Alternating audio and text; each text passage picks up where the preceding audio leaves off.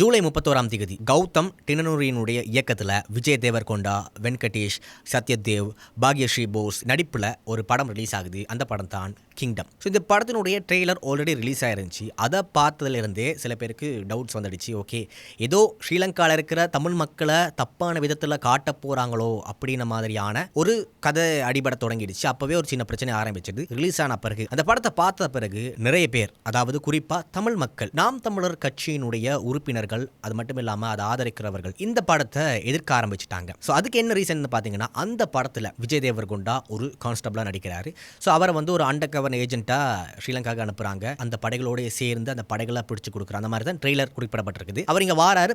பார்த்தீங்கன்னா இந்த படைகளோட சேர்ந்து அவரும் மாறுற மாதிரியாக தான் காட்டுறாங்க. ஆனால் இந்த படத்தில் பார்த்தீங்கன்னா ஆரம்பத்திலேயே குறிப்பிட்டிருக்காங்க, இது கற்பனையே, முற்றிலும் கற்பனையே. இது அந்த படத்தினுடைய ப்ரொடக்ஷன் கம்பெனி கூட ட்விட்டர் மூலமாக ரிலீஸ் பண்ணி சொல்லியிருக்காங்க. இது முழுக்க முழுக்க கற்பனையில் தான் எடுக்கப்பட்டிருக்கு.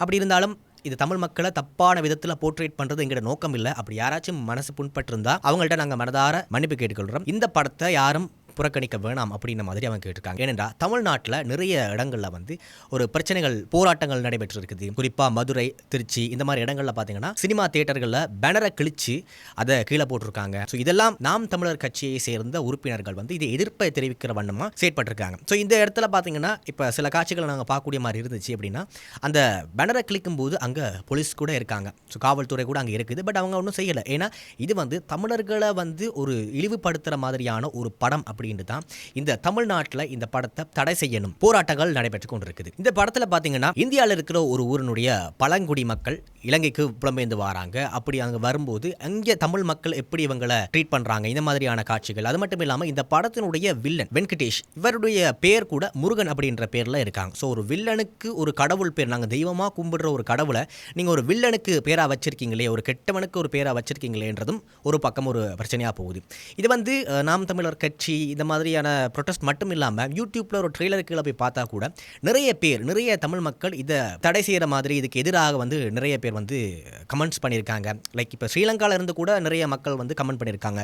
தமிழ்நாட்டிலேருந்து நிறைய பேர் இதுக்கு எதிர்ப்பு தெரிவித்து கொண்டிருக்காங்க. இதனாலேயே இந்த படத்தினுடைய வசூல் மிகவும் பாதிக்கப்பட்டிருக்குது. இப்போ வரைக்குமே கிட்டத்தட்ட ஒரு 82 கோடி வரைக்கும் தான், இந்திய ரூபாவின் படி பார்த்தோம்னா 82 கோடி மட்டும் தான் வசூல் செய்ததாக தகவல்கள் கிடைக்கப்பட்டிருக்கு. ஜூலை 31 ரிலீஸ் ஆனது. இப்போ பார்த்தீங்கன்னா ஆகஸ்ட் 6 வரைக்கும் வந்துச்சு. பட் அதனுடைய வசூல் மிகவும் பாதிக்கப்பட்டிருக்கு. நாம் தமிழர் கட்சியினுடைய செயலாளர் சரவணன் குறிப்பிடுறது என்னன்னு பார்த்தீங்கன்னா, இது இலங்கையில் பல வருஷங்களாக இந்த போராட்டங்கள் நடந்திருக்குது. அதாவது போர், இரு தரப்பினருக்கு இடையில, இலங்கை அரசாங்கத்திற்கும் தமிழ் வீரர்களுக்கும் இடையில பல வருஷமாக போராட்டம் நடைபெற்றிருக்குது. கிட்டத்தட்ட 30 வருட காலமாக இந்த போராட்டம் நடந்திருக்கு. அது மட்டும் இல்லாமல் இந்த படத்தில் தமிழ் மக்கள் இந்த மலை பிரதேசங்களில் ஒரு அடிமைத்தனமான ஒரு வாழ்க்கையை வாழ்வது போல காட்சிப்படுத்தப்பட்டிருக்குது அப்படின்றதும் இவங்களோட குற்றச்சாட்டாக இருக்குது.